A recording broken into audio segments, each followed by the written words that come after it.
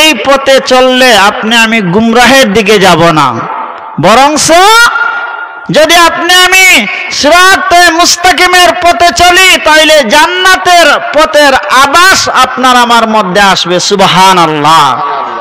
অত্যন্ত খুশি হয়েছি আমি এই আমার গ্রামের ভাই, অনেক ভাতিজা ভাগনা যারা এই নামটাকে চয়েস করেছে, এর জন্য তাদেরকে অসংখ্য মুবারকবাদ জানাই। অত্যন্ত সুন্দর একটা নাম দিয়েছে একটা সঙ্গের। সুবহানাল্লাহ। এদের জন্য আমরা সবাই দোয়া করা দরকার। বাবারা আমার, বন্ধুগণ আমার, আমি বলতেছিলাম সালামের ব্যাপকতা আপনাকে আমাকে বাড়াতে হবে। কেমন করে বাড়াবেন? যেমন করে সাহাবায়ে কেরাম আল্লাহ রাসূলের সুন্নত গুলাকে অটুট রাখতে চেয়েছেন, প্রাণকে বিসর্জন দিতে চেয়েছেন, তারপরে আল্লাহ রাসূলের সুন্নতের অবমাননা হতে দিন নাই। সুবহানাল্লাহ। সাহাবায়ে কেরাম আল্লাহ নবীর যতগুলা কথা শুনতেন, সাহাবায়ে কেরাম যারা ছিলেন ওরা কি করতেন? আল্লাহর রাসূলের কথাগুলাকে তারা কি করতেন? টুকতেন। ওই কথাগুলাকে তারা সংগ্রহ করতেন।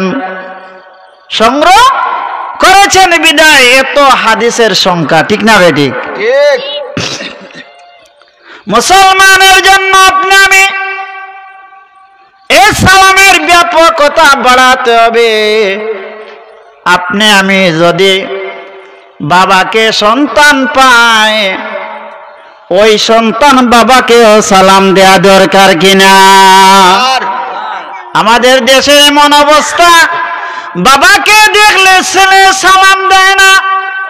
ঘরে ঢুকলে আপনার উচিত, আপনি ঘর থেকে বের হয়েছেন, ঘরে ঢুকবেন, ঘরে ঢুকার সময় আপনি সালাম বিনিময় করবেন। সুবহানাল্লাহ।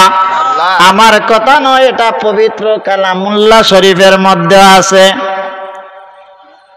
বাবার আমার, বন্ধুগণ আমার, মুসলমান, এই সালাম স্বামী স্ত্রীকে দেবে, স্ত্রী স্বামীকে দেবে।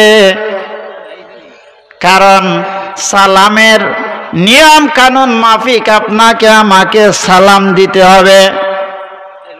ঘরের মধ্যে ঢুকবেন, সালাম দিবেন।